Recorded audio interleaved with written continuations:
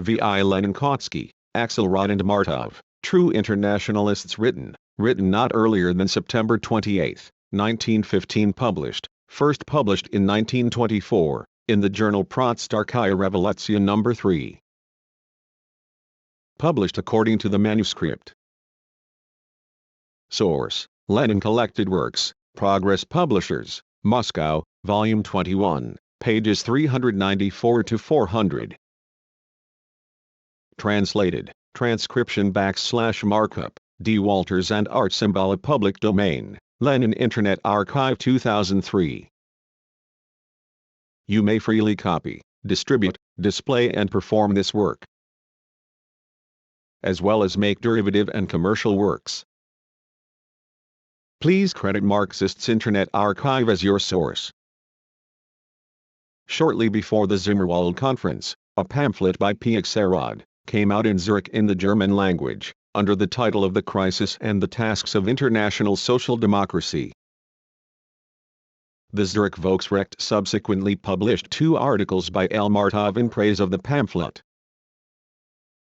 We do not know whether the 2 authors will bring out these works in Russian. It would be hard to find a better illustration of the way the leaders of the organizing committee are defending opportunism and social chauvinism.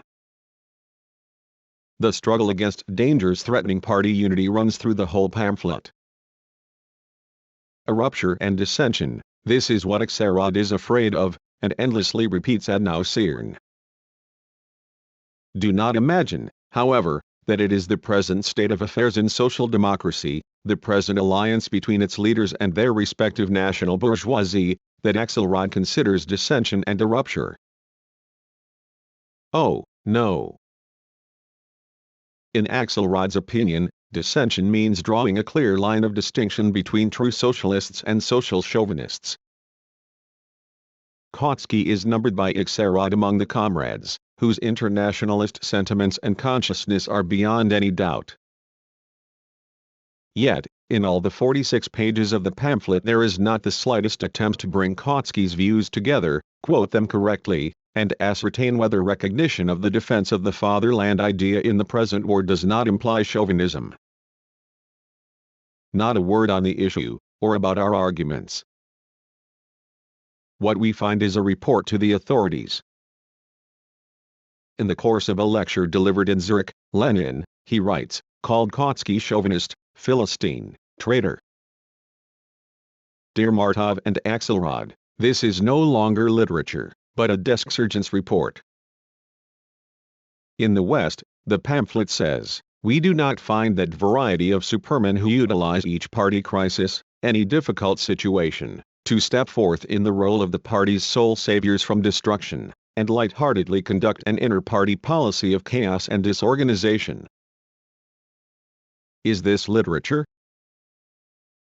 But if there are no such super-monsters in the West, who dare consider Kautsky and Axelrod chauvinists and opportunists, and at the very thought of whom dear Axelrod trembles with rage and emits a spate of such elegant and choice language, how could Axelrod have written 2 pages earlier, if one considers the indignation that is mounting in ever broader party circles, especially in Germany and France, against the policy of seeing it through that is followed by our responsible party organs? It is by no means impossible that the practical tendencies of the Leninist propaganda may, through various channels, penetrate into the ranks of Western social democracy. That being the case, the fault does not seem to lie with the genuinely Russian super-monsters who are flaying dear Axelrod. It would appear that the international chauvinism of the official parties, both in Germany and France, as Axelrod himself admits, note this, is evoking indignation in and resistance from international revolutionary social democrats. Consequently, we have 2 trends, both international. The angry Axelrod is abusive because he does not realize the inevitability of both trends, of a decisive struggle between them. Another reason is that it pains his conscience and sensibilities, and that it is not to his advantage openly to show his own stand, which consists in a desire to appear internationalist while being chauvinist. The problem of internationalizing the working class movement is not identical with the question of revolutionizing our forms and methods of struggle, he says. It is, as you see, an ideological explanation, when one reduces everything to opportunism and ignores the tremendous force of patriotic ideas, which are the product of thousand-year-old historical processes. One must therefore strive, he continues, to create within the framework of this bourgeois society an actual reality, italics by Axelrod, objective conditions of existence, at least for the struggling masses of workers, which can weaken the above-mentioned dependence, namely, the dependence of the masses upon the historically evolved national and territorial social formations. For instance, Axelrod goes on to illustrate his profound idea, labor protection and insurance legislation, as well as various other important political demands, and, finally, the cultural and educational needs and strivings of the workers, must become the object of their international, italics by Axelrod action and organizations. Everything, he says, reduces itself to internationalizing the day-by-day struggle for the demands of the moment. This is certainly enticing and so unlike the struggle against opportunism invented by some super monsters. True internationalism in italics and a true Marxism that is not satisfied with ideological explanations consists in concern over the internationalization of insurance legislation. Wonderful. The idea of a genius. Without any struggle, rupture or dissension, all international opportunists or international liberals, from Lloyd George to Friedrich Naumann and from Leroy Belliot to Miliukov, Struve and Guchkov, will eagerly subscribe to the scientific, profound and objective internationalism of Axelrod, Martov, and Kautsky. Here are some real gems of internationalism. Kautsky says, "If I defend my fatherland in an imperialist war, that is, a war to plunder and enslave other countries, and recognize that the workers of the other belligerent countries are entitled to defend their fatherland, this is true internationalism." Axelrod says, "One must not be carried away by ideological attacks on opportunism but must carry on a practical struggle against thousand-year-old nationalism by means of, also a thousand-year-old, internationalization of day-by-day work in the field of insurance laws." Martov agrees with Axelrod. Axelrod's phrases about the thousand-year-old roots of nationalism, etc., have about as much political sense as the declarations of the Russian serf owners prior to 1861, about the thousand-year-old roots of serfdom.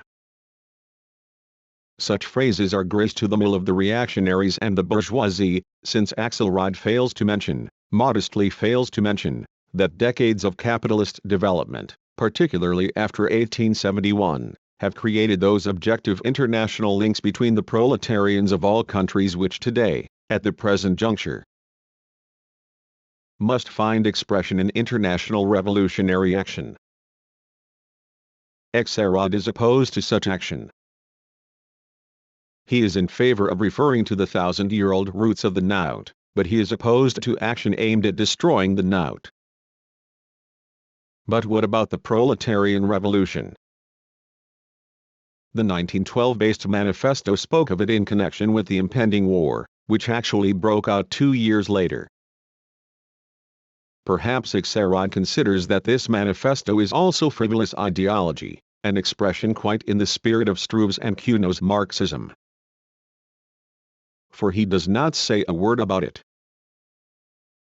As for the revolution, he dismisses it as follows: the tendency to view stormy and revolutionary mass action or uprisings as the sole way of overcoming nationalism would have some justification if we were on the eve of a social revolution, in the very same way, for instance, as was the case in Russia beginning with the students' demonstrations of 1901, which were the precursors of the approaching decisive battles against absolutism. But even those comrades who place all their hopes on the speedy beginning of a stormy revolutionary period will not risk stating definitely that the decisive conflict between the proletariat and the bourgeoisie is imminent. On the contrary, they too count on a period lasting decades. This, of course, is followed by fulmination against the utopia, and the Bakuninists among Russian /emigr/s.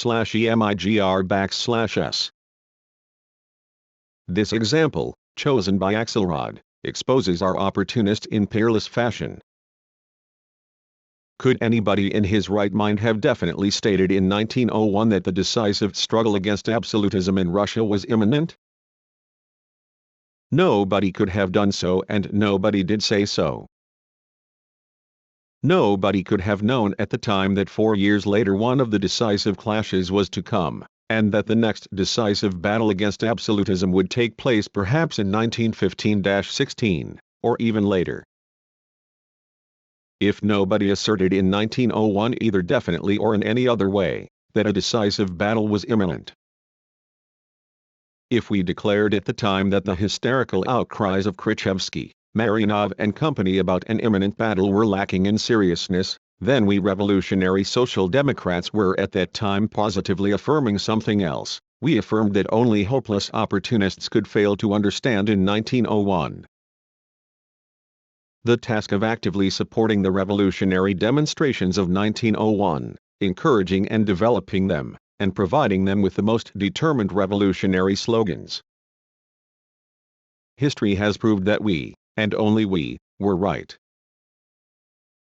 History has condemned the opportunists, and has thrown them out of the working class movement, although no decisive battle was imminent at the time, and the first decisive battle took place only 4 years later and yet did not prove to be the last battle, that is, the final and decisive battle.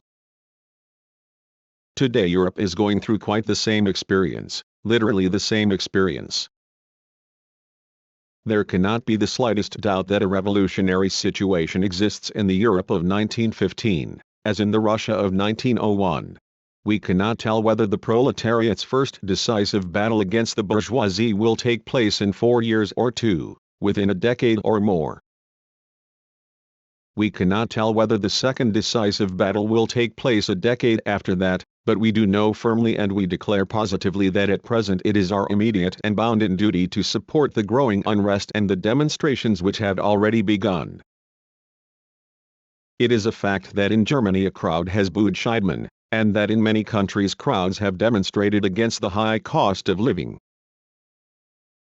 Axelrod is evading this immediate and imperative duty of Social Democrats.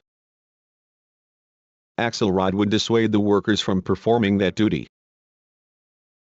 If one weighs the political sum and substance of Axelrod's arguments, one will see that he is with the leaders of social patriotism and social chauvinism, and against the immediate propaganda of and preparations for revolutionary action. This is the gist of the matter. All the rest is just words. We are undoubtedly on the eve of a socialist revolution. This was recognized by ultra-cautious theorists, like Kautsky, as early as 1909, Der Weg zur Macht. It was recognized in the unanimously adopted Basic Manifesto of 1912. Just as in 1901 we did not know whether the eve of the First Russian Revolution would last 4 years, we do not know that today. The revolution may and probably will consist of many years of fighting, of several periods of onslaught with intervals of counter-revolutionary convulsions of the bourgeois system. The main issue of the present political situation boils down to the question of whether the already existing revolutionary situation should be exploited by supporting and developing revolutionary movements. Yes or no? That is the question that at present politically divides social chauvinists and revolutionary internationalists. Despite the revolutionary phrases of all three, as well as of the 5 secretaries of the organizing committee abroad, Kautsky, Axelrod, and Martov are, on this issue, on the side of the social chauvinists. Axelrod makes use of a profusion of phrases to cover up his defense of social chauvinism. His pamphlet may serve as an example of how opinions can be concealed and how language and print can be used to disguise ideas. Axelrod harps on the word internationalism. He censures both the social patriots and their friends for not wanting to shift to the left, hints that he stands left of Kautsky, and speaks of the need for a third international, which, he says, should be strong enough to reply to attempts by the bourgeoisie to kindle a world war conflagration not with threats but by unleashing a revolutionary storm, and so on and so forth ad infinitum. In word, Axelrod is prepared to recognize anything, including a revolutionary storm.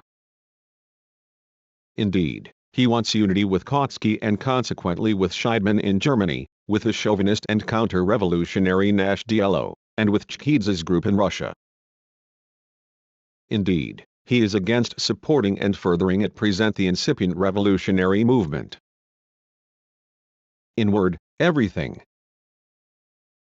Indeed, nothing. In word, he vehemently avows that he is an internationalist, and a revolutionary.